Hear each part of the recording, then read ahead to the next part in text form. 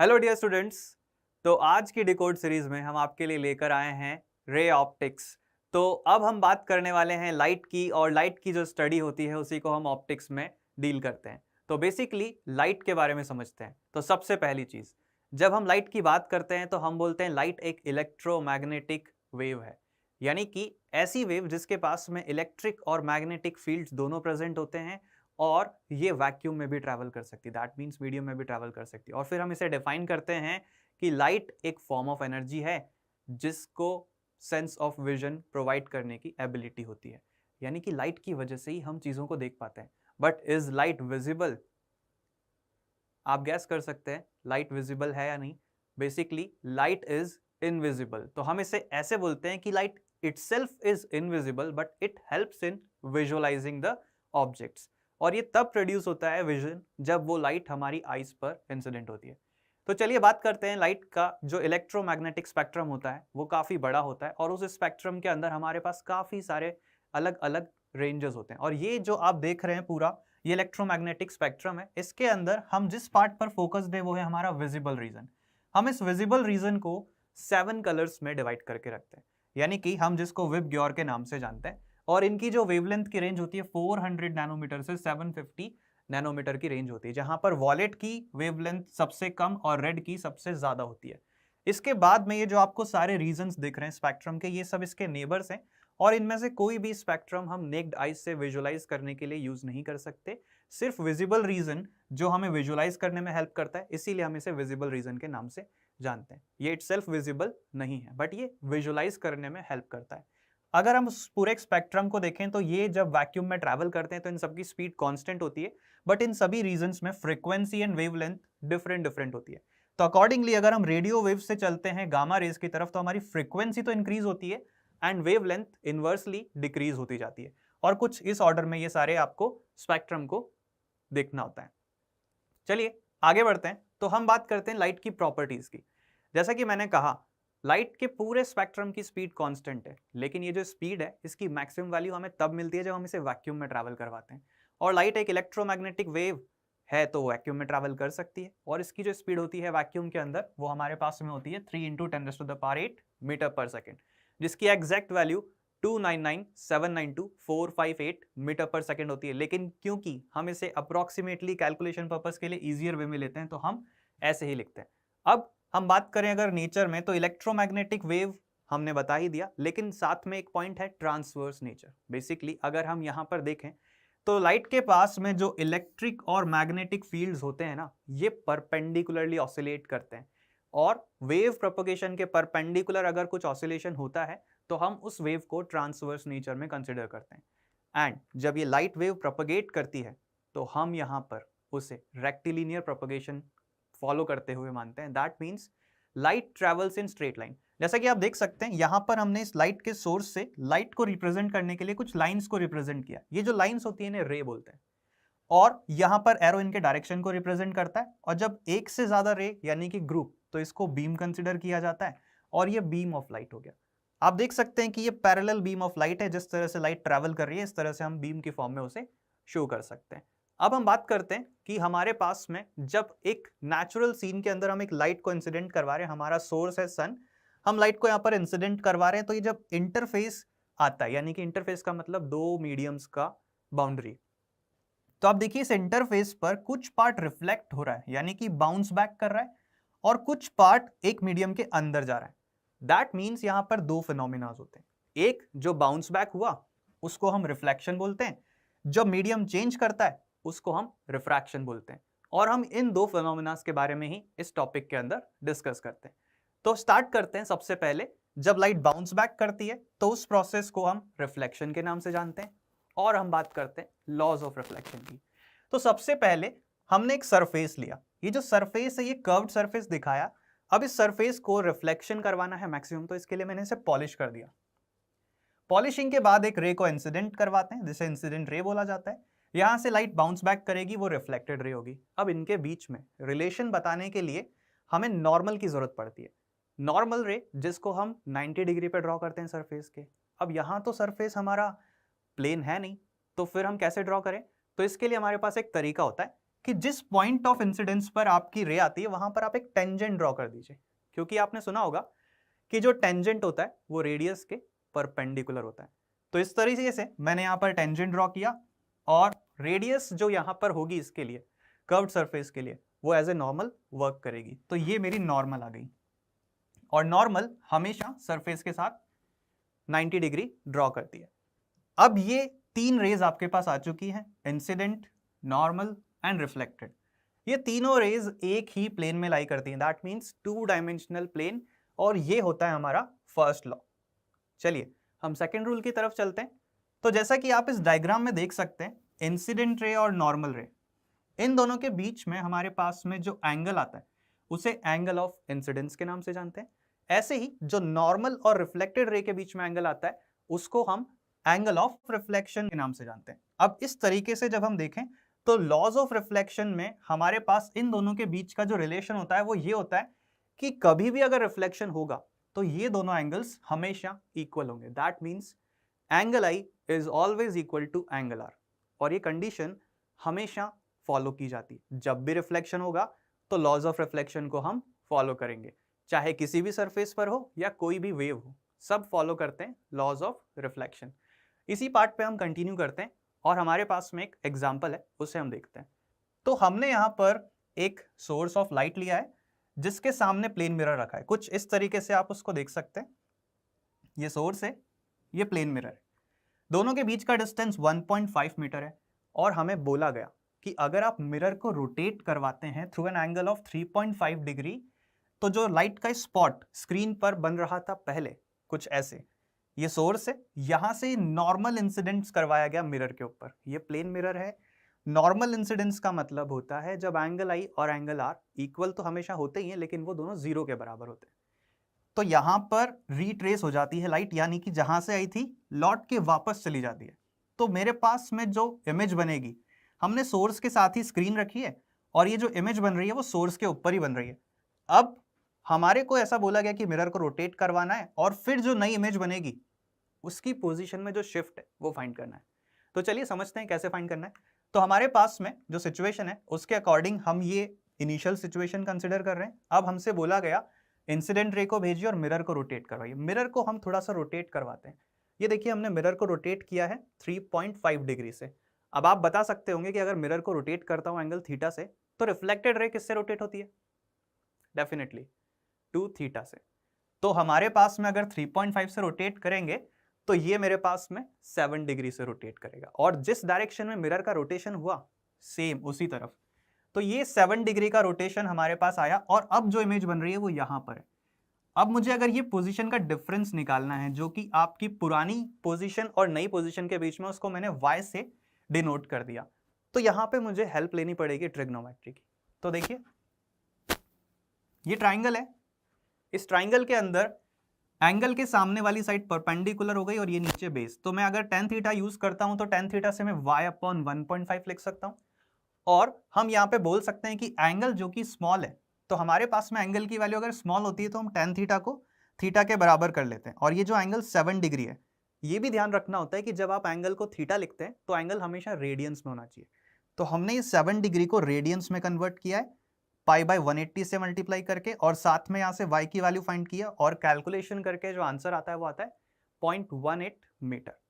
और ये हमारी पोजीशन में शिफ्ट होगा। अगर ये एंगल लार्ज होता तो शायद हम कन्वर्ट नहीं करते, अकॉर्डिंगली सॉल्व करते। तो इस तरीके से हम इसे सॉल्व कर सकते हैं। तो चलिए ये तो हो गया प्लेन मिरर का पार्ट। अब आगे मूव ऑन करते हैं और हमारा अब जो पार्ट है वो स्फेरिकल सरफेसेस है। प्लेन सरफेसेस के बाद हम स्फेरिकल सरफेस पर रिफ्लेक्शन देखते हैं। तो स्फेरिकल सरफेसेस में हमारे पास दो तरह के मिरर्स हम देखते हैं। ये हमारा फर्स्ट रिफ्लेक्टिंग सरफेस जिसमें इनर साइड पर होते हैं उसे हम कॉनकेव मिरर बोलते हैं। देखिए जो भी स्फेरिकल सरफेसेस हम बनाते हैं वो एक स्फीयर का पार्ट होते हैं। अब आप उन्हें कट करके स्फीयर से अलग करते हैं और उनमें दो सरफेसेस होते हैं पॉलिश करने के लिए।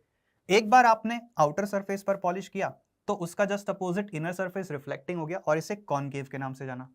सेकेंड केस में हमने इनर सरफेसेस पर पॉलिश कर दिया तो आउटर सरफेस रिफ्लेक्टिंग हो गए और इसे हम कॉन्वेक्स मिरर के नाम से जानते हैं। तो ये दो तरह के मिरर्स हम स्फेरिकल सरफेसेस में डील करते हैं।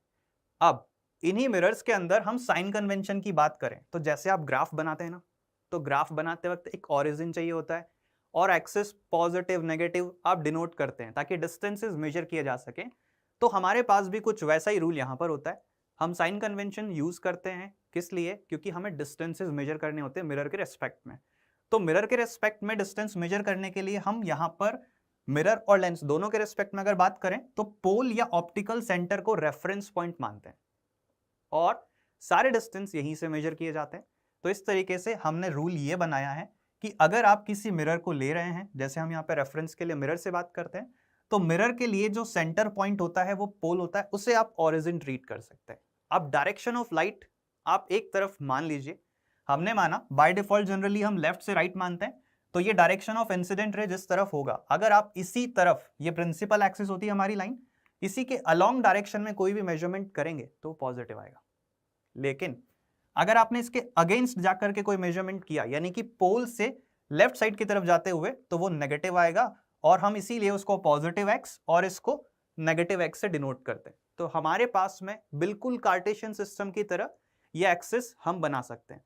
अब ये तो हो गया हॉरिजॉन्टल डायरेक्शन, हमारे पास वर्टिकल डायरेक्शंस में भी हाइट्स आ सकती हैं, तो हम उसका मेजरमेंट करने के लिए वर्टिकली अपवर्ड जो भी डायरेक्शन लेते हैं प्रिंसिपल एक्सिस से, उसे पॉजिटिव, यानी कि ऊपर की तरफ जैसे पॉजिटिव y होता है बिल्कुल वैसे, और नीचे की तरफ जो भी वैल्यू हमारे पास आती है हम उसे नेगेटिव की तरफ मेजर करते हैं, यानी कि नेगेटिव y एक्सिस। तो इस तरीके से आप साइन कन्वेंशंस को फॉलो करते हैं।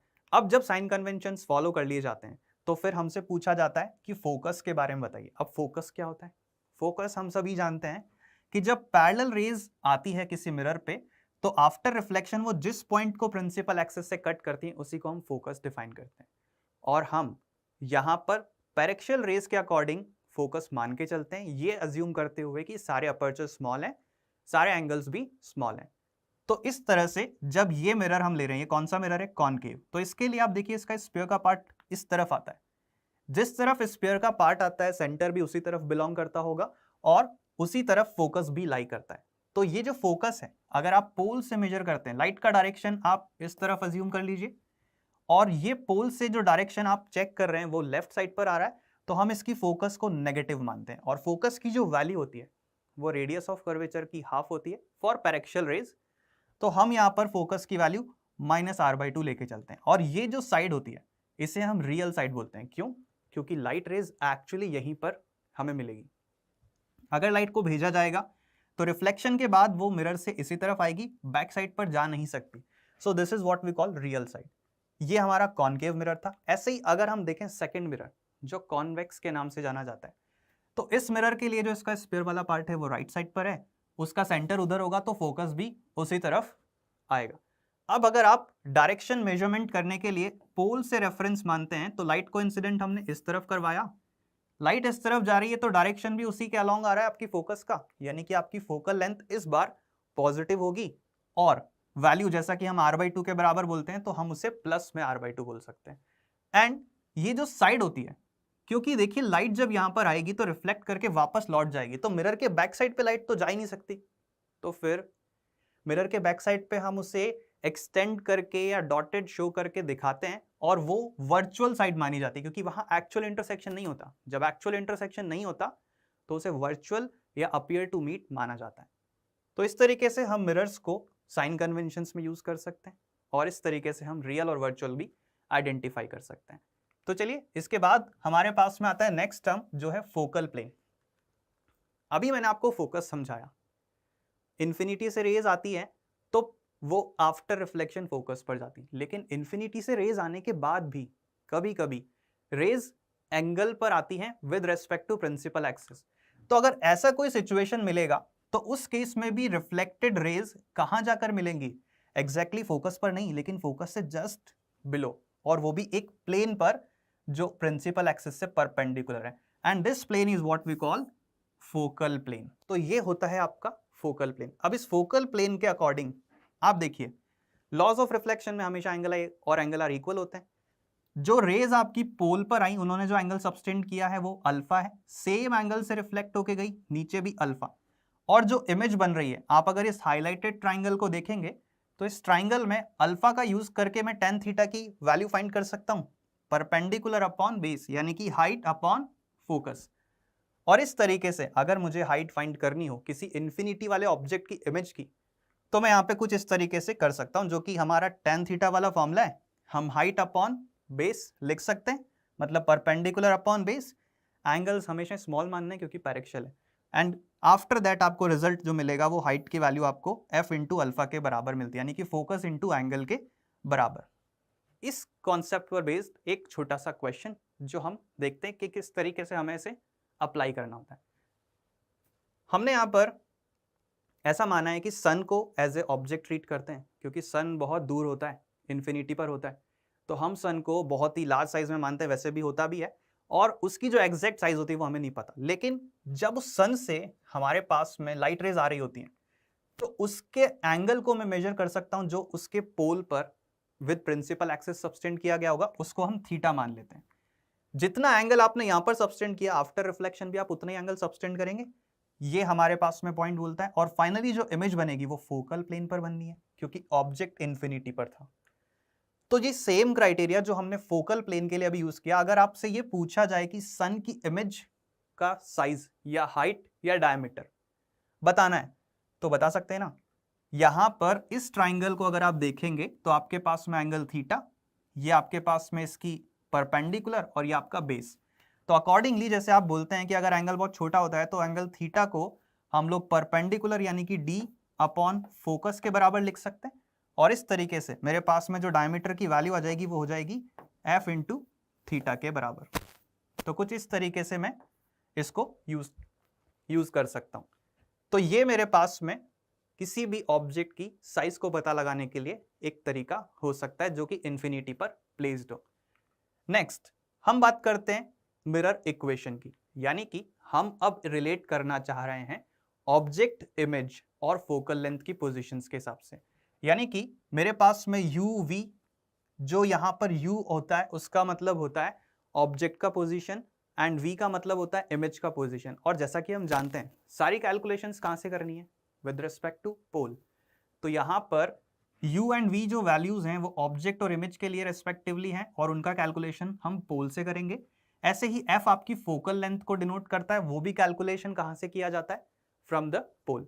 तो हमारे पास में ये सारी वैल्यूज जब हम कैलकुलेट करते हैं तो विद साइन कन्वेंशन इस फॉर्मूले में पुट करते हैं, और यहां पर 3 वेरिएबल्स हैं, अगर 2 पता हो तो थर्ड वन हम कैलकुलेट कर सकते हैं।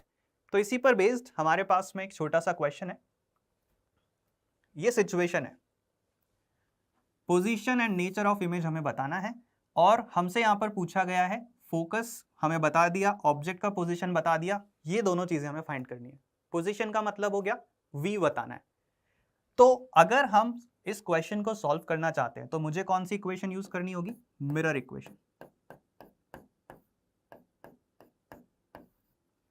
अब यहां पर मैं जब वैल्यू पुट करूंगा तो आप देख सकते हैं कि मेरे पास फोकस की वैल्यू क्या है, ये कॉनकेव मिरर है, फोकस की वैल्यू यहां पर उसके लिए नेगेटिव ली जाती है।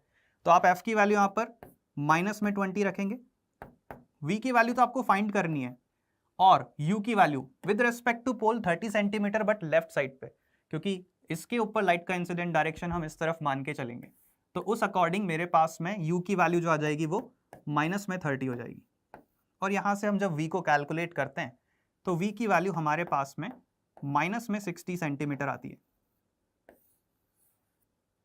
तो इस तरीके से मैं ये बता सकता हूं कि अगर ऑब्जेक्ट को 30 सेंटीमीटर पे रखा है तो उसकी इमेज 60 सेंटीमीटर पे फॉर्म होती है। और आप लोगों को कैलकुलेशन करने का यही तरीका हर बार फॉलो करना है जब भी आपको इस तरह से पोजीशंस के बीच में क्वेश्चन है। बस ध्यान ये रखना है कि साइन कन्वेंशंस हमेशा पोल से देखने हैं, डायरेक्शन ऑफ इंसिडेंट लाइट को पॉजिटिव मानते हुए सारे क्वेश्चंस में साइन कन्वेंशन डिफॉल्ट केसेस की तरह यूज किए जा सकते हैं। इसी तरीके से अगर हम नेचर की बात करते हैं तो हमारी जो रियल नेचर होती है उसमें यही बोला जाता है कि लाइट रेज का एक्चुअल इंटरसेक्शन होना चाहिए, और आप देख सकते हैं लाइट रेज यहाँ पर एक्चुअली मीट कर भी रही है, तो इसका मतलब ये रियल इमेज होगी। तो ये हमारे पास में ये क्वेश्चन सॉल्व हो जाता है। इसके बाद हमारे पास में जितने भी केसेस होते हैं मिरर के लिए, हम लोग उन सब केसेस को एक कंक्लूजन में ड्रॉ कर लेते हैं। जो ऑब्जेक्ट और इमेज के पेयर्स होते हैं हम उन सबका एक कंक्लूजन डायग्राम शॉर्टकट में दिखाने की कोशिश करते हैं। ये सेंटर ऑफ कर्वेचर और ये हमारा मिरर, ठीक है, जिस स्फीयर का ये पार्ट होता है उसी का सेंटर होता है सेंटर ऑफ कर्वेचर। अब आपके पास में ऑब्जेक्ट को इनिशियली इन्फिनिटी पे मानते हैं तो इमेज कहाँ बनती है? फोकस पे। तो ये इमेज का इनिशियल पोजीशन। अब अगर मैं इस ऑब्जेक्ट को इन्फिनिटी से आगे लेके जाता हूं तो इमेज फोकस से दूर जाना शुरू करती है, सेंटर ऑफ कर्वेचर पे दोनों मीट करते हैं और आगे बढ़ने पे फिर इमेज इधर निकल जाती है। तो हमने उसे डायग्राम को अकॉर्डिंग टू साइज ड्रॉ करके कुछ इस तरह से शो किया कि जैसे आपका ऑब्जेक्ट आगे मूव ऑन कर रहा है तो आपकी इमेज इस तरह से मूव कर रही है। ये मूवमेंट के डायरेक्शन तो फोकस से इन्फिनिटी की तरफ ही है, लेकिन ये जो एरो हमने टिल्ट किया ये हमने साइज के अकॉर्डिंग किया कि अगर आपको ऑब्जेक्ट यहां पर मानना है बियॉन्ड सेंटर ऑफ कर्वेचर तो इसकी जो इमेज बनती है वो बिटवीन एफ एंड सी बनती है और उसकी साइज कुछ ऐसे आप कंक्लूड कर सकते हैं, यानी कि इसकी साइज स्मॉल हो जाएगी। ऐसे ही अगर आपका ऑब्जेक्ट बिटवीन एफ एंड सी है तो इमेज कहां बनती है? बियॉन्ड सेंटर ऑफ कर्वेचर, और उसकी जो साइज होगी वो कुछ इस तरह से एनलार्ज होगी। तो ये हमें डायरेक्शन भी बता सकता है, साइज के बारे में बता सकता है, किस तरह की नेचर होगी इमेज की वो सब बता सकता है। तो इस अकॉर्डिंग हम इस शॉर्टकट का यूज कर सकते हैं। इसके बाद जब ऑब्जेक्ट फोकस को अप्रोच करता है तो एट फोकस, जैसे ही आप ऑब्जेक्ट को फोकस पे ले जाते हैं तो इमेज इन्फिनिटी पर बनती है, और वो इन्फिनिटी रियल भी हो सकता है वर्चुअल भी हो सकता है। इसका मतलब फोकस पर ऑब्जेक्ट आते ही हमारी इमेज इन्फिनिटी रियल से वर्चुअल दोनों तरफ शिफ्ट हो सकती है, और जैसे ही हम फोकस से आगे बढ़ेंगे तो हमारी इमेज वर्चुअल हो जाएगी जो कि वर्चुअल साइड है, और वहां से इन्फिनिटी की तरफ अप्रोच करते हुए मिरर के नजदीक चली आएगी। तो कुछ इस तरह से आप इस पोजीशन को दिखा सकते हैं, और ये सारे केसेस हमने कॉनकेव मिरर के कंक्लूड किए। अब अगर हम देखें तो यहां पर इस टाइप के क्वेश्चंस भी आते हैं कि आपको ऑब्जेक्ट दे दिया जाता है कि दिस इज द ऑब्जेक्ट, और आपसे पूछा जाता है बताइए इसकी इमेज कहां बनेगी। तो हमारे पास में शॉर्टकट क्या है कि अगर ऑब्जेक्ट का एरो इस तरफ है तो इसके रेस्पेक्ट में हमारा शॉर्टकट एरो इस तरफ आता है। ये ऑब्जेक्ट का एरो है, ये इमेज का एरो। इसके रेस्पेक्ट में आप डायरेक्ट इस डायग्राम से उसकी इमेज की पोजीशन साइज बता सकते हैं। तो इस तरीके से आप इस टाइप के क्वेश्चंस को सॉल्व कर सकते हैं। तो नेक्स्ट हम मूव ऑन करते हैं ट्रांसवर्स मैग्निफिकेशन, जिसका मतलब होता है हाइट्स के रेशियो से, यानी कि हम चाहते हैं कि हमने जो ऑब्जेक्ट रखा उसके रेस्पेक्ट में इमेज की साइज कितनी होगी, हम उसका कंपैरिजन करना चाहते हैं और उसको रिप्रेजेंट किया जाता है मैग्निफिकेशन से। और यहां पर ध्यान रखने वाली बात यह है कि जो भी डायमेंशंस आप कंपेयर करने वाले हैं वो प्रिंसिपल एक्सिस के परपेंडिकुलर होना चाहिए। अगर वो परपेंडिकुलर है तो उसे ट्रांसवर्स मैग्निफिकेशन में काउंट किया जाता है, जैसे कि हाइट्स हमेशा हम प्रिंसिपल एक्सिस के परपेंडिकुलर मेजर करते हैं, तो उस अकॉर्डिंग कैलकुलेशन करेंगे। और मैग्निफिकेशन का जो फॉर्मूला मिरर के लिए हम यूज करते हैं उसमें हम -v/u लिखते हैं। ये एक स्टैंडर्ड कन्वर्जन है जो हाइट्स को हम पोजीशन ऑफ इमेज और ऑब्जेक्ट से कन्वर्ट करके लिख सकते हैं। अब इसमें बहुत सारे केसेस होते हैं, यानी कि अगर मेरे पास एक क्वेश्चन आए और मुझे सिर्फ मैग्निफिकेशन बता करके बाकी सारी चीजें पूछी जाए तो हम कैसे डिसाइड करेंगे कि हमें क्या आंसर करना है। तो हम वो समझते हैं कि हमें कैसे डिसाइड करना है। देखिए, अगर मैग्निफिकेशन पॉजिटिव होता है तो इसका मतलब होता है इरेक्ट इमेज। इरेक्ट इमेज से मेरा मतलब है सीधी इमेज। कुछ एग्जांपल्स आपको दिखा रहा हूं, जैसे कि देखिए, ऑब्जेक्ट को फोकस से पोल के बीच में रखा तो इमेज उसी के रेस्पेक्ट में वर्टिकली अपवर्ड बन रही है, दैट मींस ये इरेक्ट इमेज है। ठीक है, तो मैग्निफिकेशन पॉजिटिव होना चाहिए, तो इससे कंफर्म हो जाएगा कि मेरी इमेज इरेक्ट है। और बाय डिफॉल्ट हम ऐसा देखते हैं कि जो भी इरेक्ट इमेजेस बनती हैं सिंगल रिफ्लेक्शंस में वो हमेशा वर्चुअल होती है, तो इसलिए इरेक्ट और वर्चुअल एक साथ बोल दिया जाता है। लेकिन अब अगर मैग्निफिकेशन नेगेटिव हो तो फिर इसका मतलब हो जाता है इन्वर्टेड इमेज से, यानी कि इस बार आप देख सकते हैं कि आपका ऑब्जेक्ट ऊपर की तरफ है और इमेज नीचे की तरफ, तो एक दूसरे के रिस्पेक्ट में ये दोनों इन्वर्टेड है, यानी कि उल्टी इमेज बनती है। तो इसके लिए मैग्निफिकेशन को हम नेगेटिव लेके चलते हैं। अब पॉजिटिव नेगेटिव तो डिसाइड हो गया, लेकिन अब वैल्यू से ये कैसे पता करें कि साइज बड़ी है या छोटी है। तो उसके लिए हमारे पास में हमने जो वहां पर केसेस देखे वहां पर दोनों नंबर्स 1 से बड़े थे, तो हम ये केस लेकर के बता रहे हैं कि अगर आपके ऑब्जेक्ट की इमेज साइज लार्ज होती है तो मैग्निफिकेशन की वैल्यू हमेशा ग्रेटर देन 1 होती है। अब वो चाहे आपकी वर्चुअल इमेज हो या रियल इमेज हो, हम मैग्नीट्यूड से कंपेयर कर रहे हैं। अगर मैग्नीट्यूड 1 से बड़ा होगा तो आपकी इमेज हमेशा मैग्नीफाइड बोली जाएगी या लार्ज साइज की बोली जाएगी। तो अगर आपको इस क्वेश्चन का आंसर करना है तो आप क्या बताएंगे? -2 किसके लिए बिलोंग करेगा? रियल। इन्वर्टेड और रियल दोनों एक साथ बोला जा सकता है, यानी कि एक तो R, दूसरा हम बोल सकते हैं कि 2 है यानी कि एनलार्ज इमेज है, माइनस और एनलार्ज मतलब रियल, इन्वर्टेड, एनलार्ज इमेज कौन सा मिरर बना सकता है? Concave mirror. तो मेरे पास सेकंड Q, तो ये इससे मैच करेगा। ऐसे ही +2, प्लस का मतलब वर्चुअल इरेक्ट, ठीक है। तो मेरे पास में यहां पर अगर आप देखते हैं तो ये +2 वाला जो पॉइंट है इससे रिलेट करता हुआ कौन सा मिरर है? एक तो कॉनकेव मिरर जो एनलार्ज और वर्चुअल इमेजेस बनाता है, दूसरा ये वर्चुअल इमेज वाला पॉइंट, तो हम इससे इन दोनों ऑप्शन से रिलेट कर सकते हैं। इसी तरीके से हम एक और पार्ट लेते हैं इसी क्वेश्चन का, जिसमें हमने दो मैग्निफिकेशन वैल्यूज दिए हैं और आपको 1/2 दिखाया, 1/2 यानी कि <1। तो इस केस को समझने के लिए आप इस डायग्राम को देखिए। जब ऑब्जेक्ट के कंपैरिजन में उसकी इमेज का साइज छोटा आता है, अब वो आइदर आपका वर्चुअल हो या रियल हो, लेकिन साइज अगर इमेज का छोटा होता है तो उस केस में आपका मैग्निफिकेशन हमेशा <1 लिया जाता है। तो ये मैग्निफिकेशन की वैल्यू <1 है, इससे ये शो होता है कि इमेज की साइज स्मॉलर है। तो आपके पास 1/2 माइनस में आ रहा है, मतलब आपकी इन्वर्टेड रियल इमेज तो बन ही रही है, तो आप ये तो बोल सकते हैं कि ये रियल हो गई है, यानी कि R वाले से इसको रिलेट किया जा सकता है। साथ में साइज छोटी है और रियल इमेजेस हमेशा सिर्फ कॉनकेव मिरर बनाता है, तो हम इसे Q के साथ लिंक कर सकते हैं।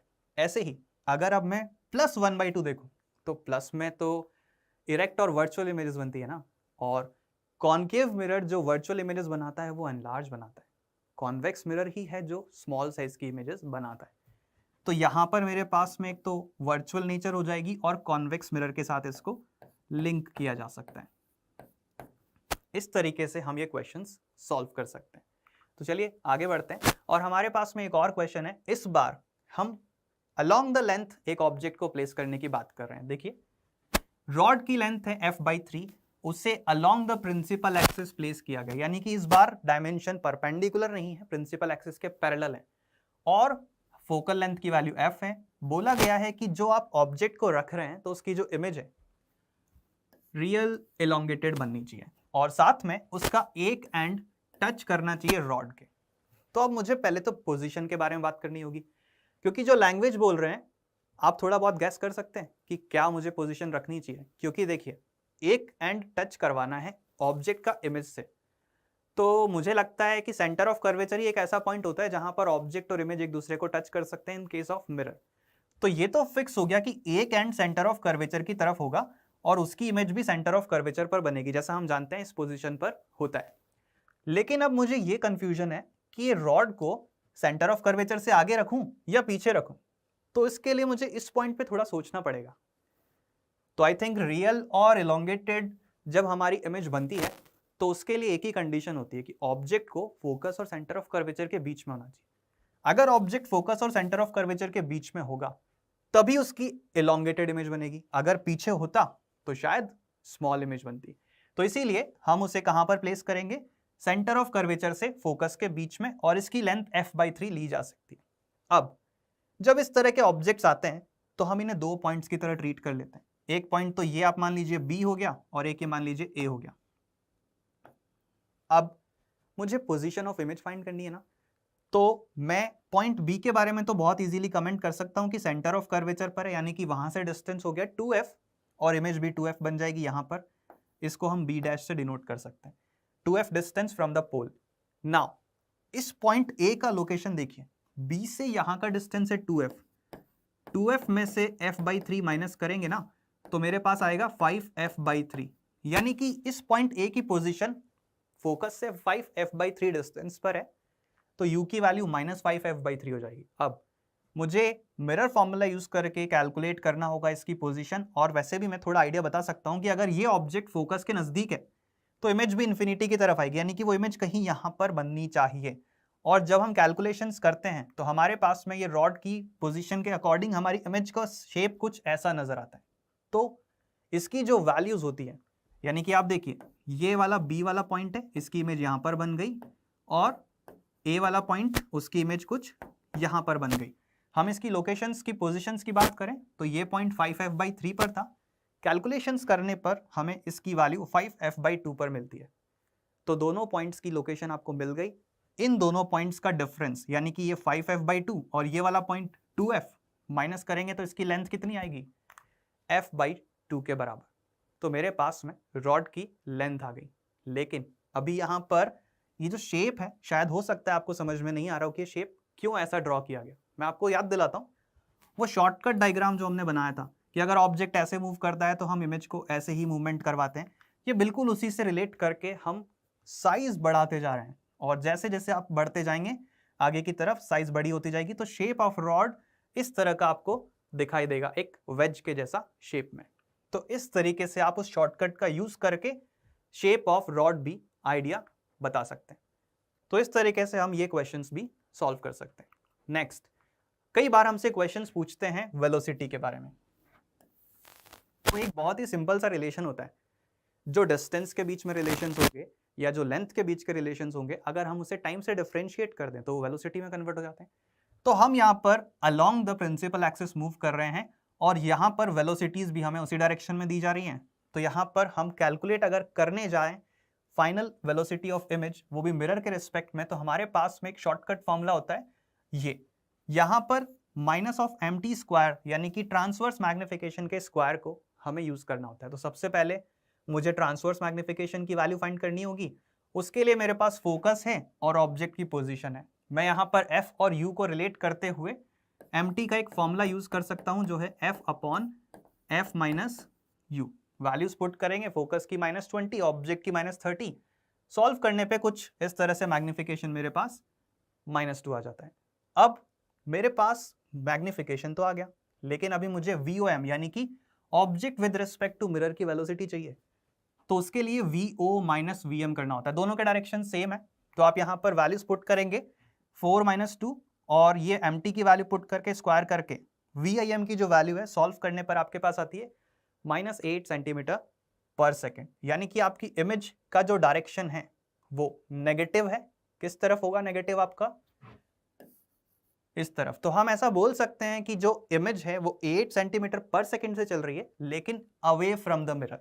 ऑब्जेक्ट तो जा रहा है मिरर के पास और इमेज जा रही है मिरर से अवे। सो इस तरीके से आप वेलोसिटी वाले क्वेश्चंस को डील कर सकते हैं। तो चलिए, ये हमारा रिफ्लेक्शन वाला पार्ट हो गया। नेक्स्ट हम जो बात करने जा रहे हैं वो है हमारा रिफ्रैक्शन। जिस टॉपिक की हम बात कर रहे हैं वो कुछ ऐसे ही इल्यूजन्स हमें प्रोवाइड करता है।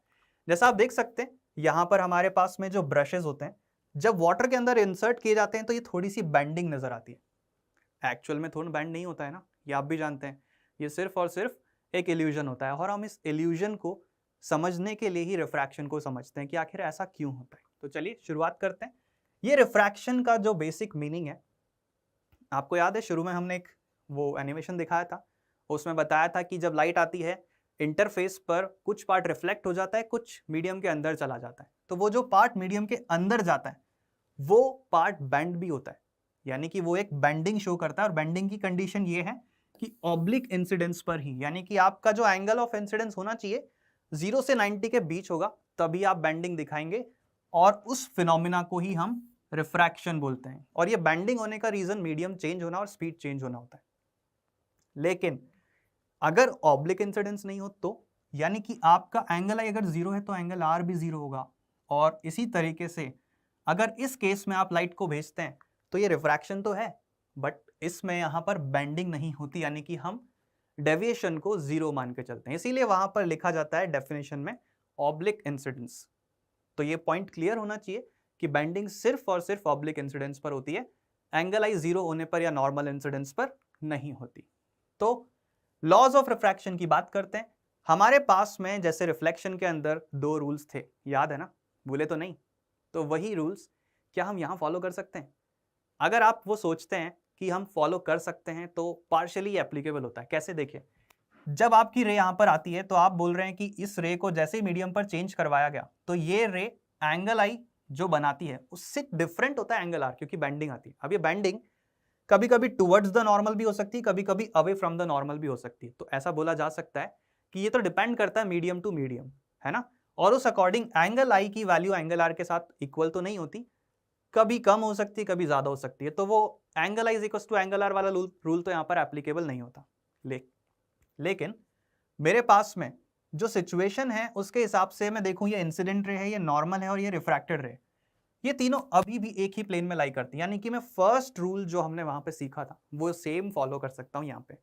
अब सेकंड रूल जो कि एप्लीकेबल नहीं है, तो उसके लिए हमने एक नया रूल बनाया, और वो रूल क्या बोलता है कि आप जिस एंगल ऑफ इंसिडेंस की बात कर रहे हैं और जिस मीडियम में आप हैं, अब एक्चुअली में हम मीडियम को यहाँ पर उनकी ऑप्टिकल डेंसिटी के टर्म्स में रिप्रेजेंट करते हैं, जो कि रिफ्रैक्टिव इंडेक्स से मेजर की जाती है, जिसको आप सिंबल म्यू से रिप्रेजेंट कर रहे हैं। तो मीडियम 1 की ऑप्टिकल डेंसिटी μ1 से और मीडियम 2 की ऑप्टिकल डेंसिटी μ2 से।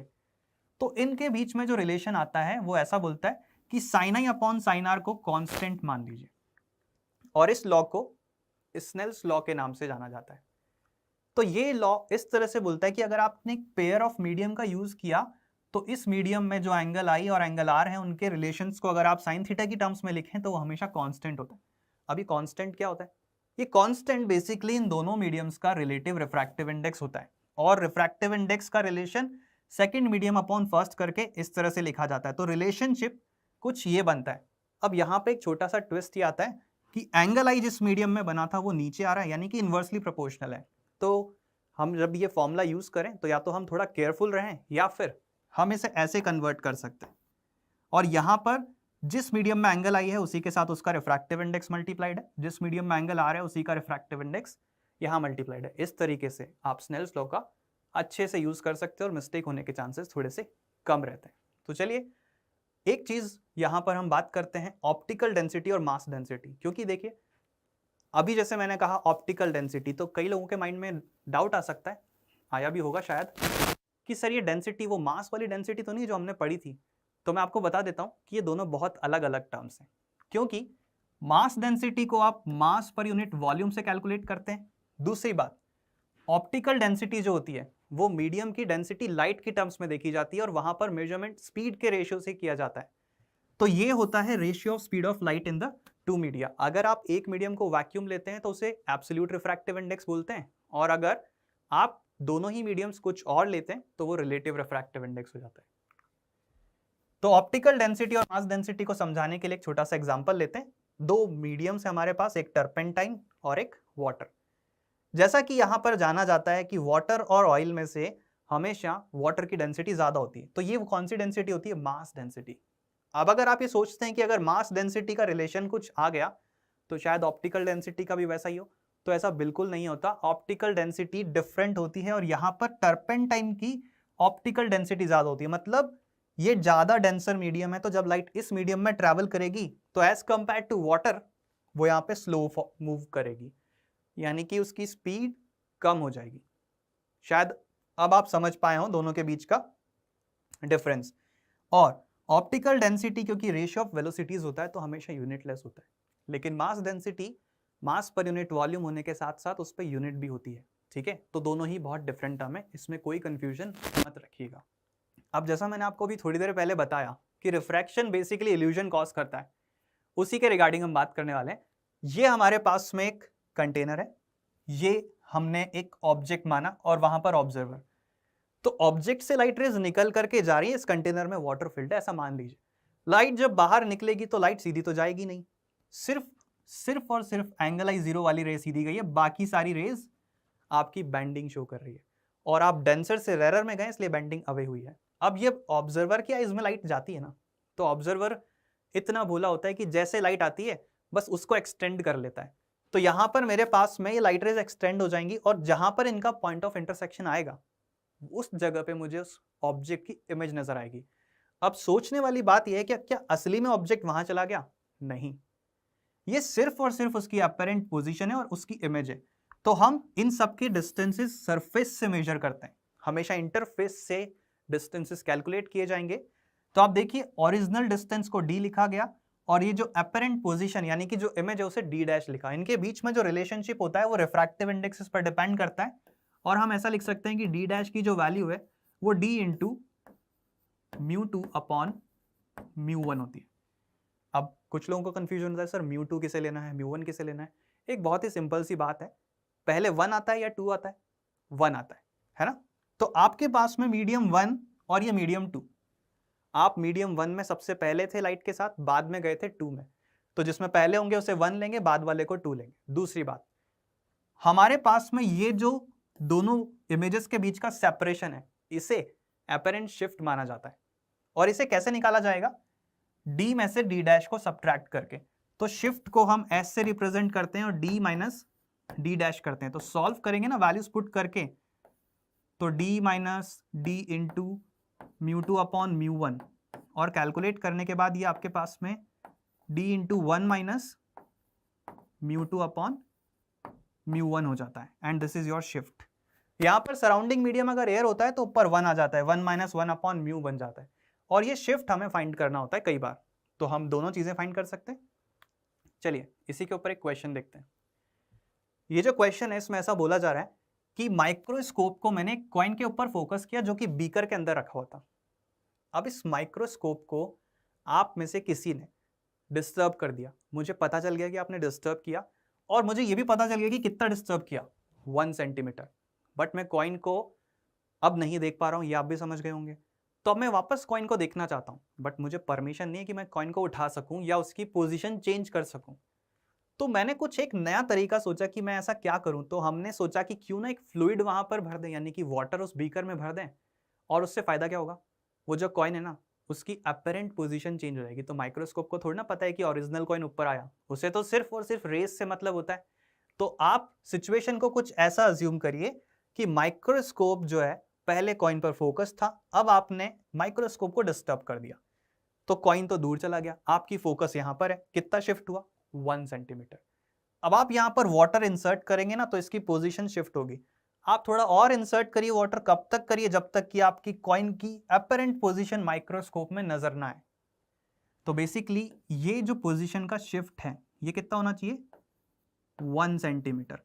और मुझे ये बताना है कि कितनी हाइट वाटर की मैं फिल करूं सो दैट शिफ्ट 1 सेंटीमीटर आए। तो उसके लिए फॉर्मूला शिफ्ट के लिए हम बोल सकते हैं height into 1 minus 1 upon mu, क्योंकि सराउंडिंग एयर है और ये वाटर है। तो वैल्यूज पुट कर लेंगे। म्यू की वैल्यू 4/3 है, सॉल्व करने पर जो एच की वैल्यू आती है वो आती है 4 सेंटीमीटर। यानी कि मेरे पास 4 सेंटीमीटर की हाइट मुझे फिल करनी होगी ताकि ये 1 सेंटीमीटर से कॉइन ऊपर शिफ्ट हो जाए। और ये ओरिजिनली शिफ्ट नहीं होता, सिर्फ ऐसा इल्यूजन होता है, और इस वजह से उसकी अपरेंट पोजीशन हमें यहां पे नजर आती है। तो ये हमारे रिफ्रैक्शन का इल्यूजन वाला पार्ट था। इसके बाद हमने एक्वेरियम्स तो देखे होंगे, कुछ ऐसा ही मान लीजिए एक्वेरियम जैसा पूल है, ग्लास से बना हुआ है बाहर से और पूरा वाटर फिल्ड है। हमने एक लाइट का सोर्स यहाँ रखा। अब देखिए इस लाइट के सोर्स से मल्टीपल रेज बाहर जा रही है। आप देखिए हर एक लाइट के साथ हो क्या रहा है, ये जो लाइट है किसी एंगल पर गई, इसका कुछ पार्ट बाहर गया कुछ अंदर गया, ऐसे ही कुछ पार्ट बाहर गया कुछ अंदर गया, यानी कि पार्शियल रिफ्रैक्शन और पार्शियल रिफ्लेक्शन हो रहा है। एक पॉइंट ऐसा भी है जहां पर ये एंगल आर की वैल्यू 90 हो रही है, और इस एंगल को हम क्रिटिकल एंगल के नाम से जानते हैं। ये जो एंगल ऑफ इंसिडेंस है उसे आप क्रिटिकल एंगल बोलते हैं। और अगर आप इससे भी ज्यादा एंगल ऑफ इंसिडेंस रखते हैं तो आप देखिए सिर्फ एक ऐसी सिचुएशन आपको दिख रही है जिसमें सारी रेज वापस बाउंस बैक करके वाटर के अंदर ही पहुंच रही है। And this situation is really important. इसे आप TIR के नाम से जानते हैं, यानी कि टोटल इंटरनल रिफ्लेक्शन, क्योंकि यहां पर 100% रिफ्लेक्शन हो रहा है। और इससे पहले जो भी सिचुएशंस हैं आप इन सबको इंटरनल रिफ्लेक्शन के नाम से जानते हैं। यहां पर जो रिफ्लेक्शन हो रहा है वो पार्शियल है और पार्शियल रिफ्रैक्शन भी हो रहा है। इसी वजह से इन सबको इंटरनल रिफ्लेक्शन टर्म से डिनोट करते हैं और TIR से हम टोटल इंटरनल रिफ्लेक्शन को डिनोट करते हैं। कुछ इस तरीके से हमारे पास में ये सिचुएशन समझी जा सकती है। तो ये कब पॉसिबल होगा? सिर्फ तब जब आप डेंसर से रेयर जाएंगे, यानी कि जिस केस में एंगल आर हमेशा एंगल आई से बड़ा होगा। आप रेयर से डेंसर आएंगे तो ऐसा कभी नहीं हो सकता, यानी कि TIR सिर्फ और सिर्फ डेंसर से रेयर जाने पर ही हो सकता है। तो हमने जो कंक्लूजन देखा वो ये है कि अगर हमें TIR करवाना है तो लाइट को डेंसर से रेयर भेजना होगा। ये कुछ एग्जांपल्स हैं डेंसर से रेयर वाले मीडियम के। अगर आपका एंगल क्रिटिकल एंगल से कम है तो रिफ्रैक्शन होता है, क्रिटिकल एंगल के बराबर है तो ग्रेजिंग इमर्जेंस। ग्रेजिंग इमर्जेंस से मतलब एंगल आर की वैल्यू 90 हो जाना, यानी कि रे का सरफेस के अलोंग चले जाना। इसके बाद अगर एंगल क्रिटिकल एंगल से ज्यादा है तो TIR होता है, यानी कि टोटल इंटरनल रिफ्लेक्शन।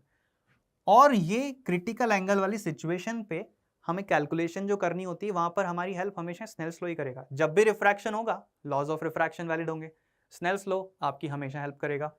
तो आप देख सकते हैं कि यहाँ पर मैंने जो ये क्रिटिकल एंगल की वैल्यू फाइंड की है ये स्नेल्स लॉ लगा करके की है इस सिचुएशन पे।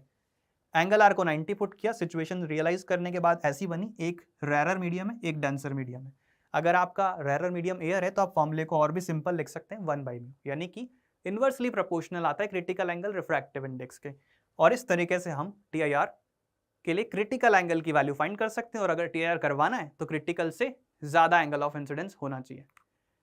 TIR की एक इंपॉर्टेंट एप्लीकेशन की बात कर रहा हूं जो है ऑप्टिकल फाइबर। देखिए आज के टाइम पे ऑप्टिकल फाइबर आप सबने सुना भी होगा और काफी कॉमन होता है, क्योंकि हम जानते हैं कि आज के टाइम पे हाई स्पीड डेटा या फिर ब्रॉडबैंड कनेक्शंस हमें ऑप्टिकल फाइबर की हेल्प से मिल रहा है। तो ऑप्टिकल फाइबर ऐसा क्या करते हैं कि हमें हाई स्पीड डेटा ट्रांसमिशन मिल रहा है?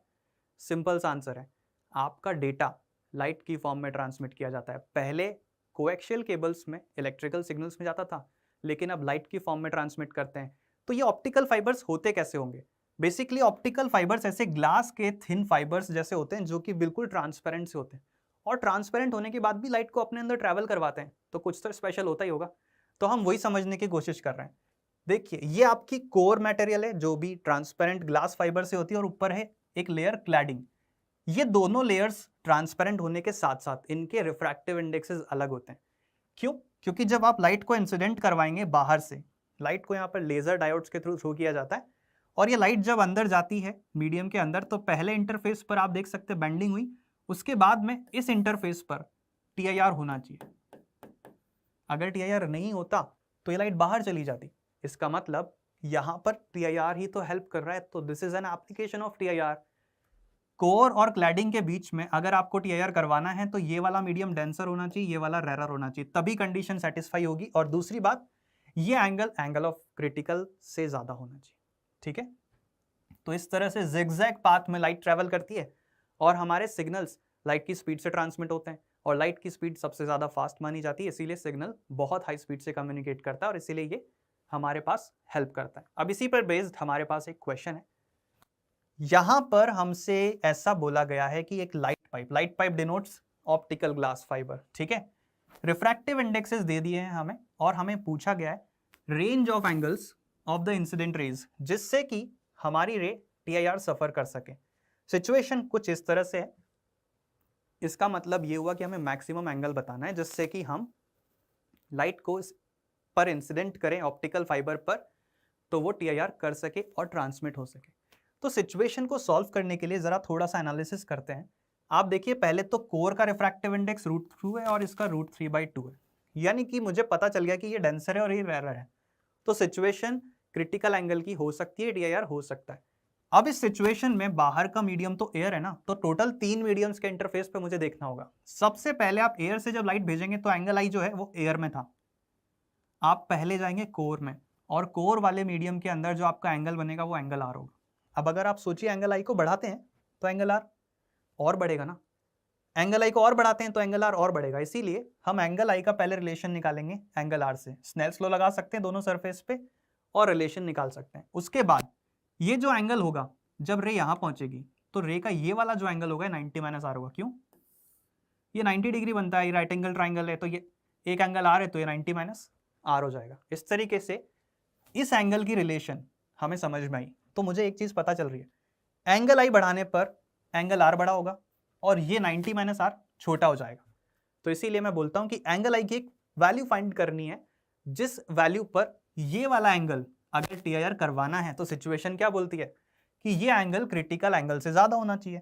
तो ये सिचुएशन हमें अचीव करनी होती है, और जब हम इसके लिए कैलकुलेशंस करते हैं, हर सरफेस पे स्नेल्स लॉ लगाते हैं, तो एक रिलेशनशिप आती है जो हमें मैक्सिमम एंगल की वैल्यू बताती है, और वो ये फॉर्मूला होता है जिसमें μ1 आपका कोर का रिफ्रैक्टिव इंडेक्स होता है, μ2 आपका क्लैडिंग का। आप बस इसमें वैल्यूज पुट करें और आपके पास में जो साइन आई की वैल्यू है वो इससे स्मॉलर मानी जाती है, मतलब इस वैल्यू से लगभग थोड़ा सा छोटा। तो हम ऐसा बोलते हैं कि मैक्सिमम एंगल जो हो सकता है वो 45 डिग्री से ज्यादा नहीं हो सकता, 45 से कम ही होना चाहिए, तभी आप TIR करवा सकते हैं, और तभी ऑप्टिकल फाइबर आपको लाइट का ट्रांसमिशन प्रोवाइड कर सकती है। एंड दिस वे आप ऑप्टिकल फाइबर के ऐसे क्वेश्चन सॉल्व कर सकते हैं और ये कॉन्सेप्ट काफ़ी इंपॉर्टेंट है, जो मैक्सिमम एक्सेप्टेंस एंगल वाला पार्ट है, ये रिलेशन बहुत इंपॉर्टेंट है, जो कई जगह पे हमें हेल्प भी करता है। तो आई होप अभी तक जितनी चीज़ें समझाई उससे आपके काफ़ी कॉन्सेप्ट्स क्लियर हुए होंगे और आपको बहुत सारी चीज़ें समझ में भी आई होगी। हम इसी सीरीज़ को आज यहीं पर रोक रहे हैं। हम नेक्स्ट पार्ट में फिर मिलेंगे और हम refraction through spherical surfaces, optical instruments next part में कवर अप करेंगे। तब तक के लिए थैंक यू।